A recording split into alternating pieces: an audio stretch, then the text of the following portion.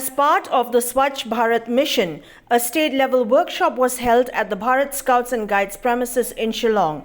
During the occasion, PHE Minister RENIKTON TONGKHAR also inaugurated the SWACCH SURVEKSHAN GRAMEEN 2021.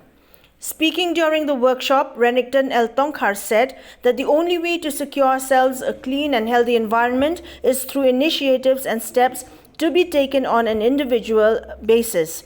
This, he added, would ensure that the environment is clear of pollution and dirt. The government of Meghalaya, together, we are trying our best to ensure to have the atmosphere, to have the community free from pollution. But I understand one thing. This will become a reality only when the individual, only when you and me take the initiatives. We have to start ourselves.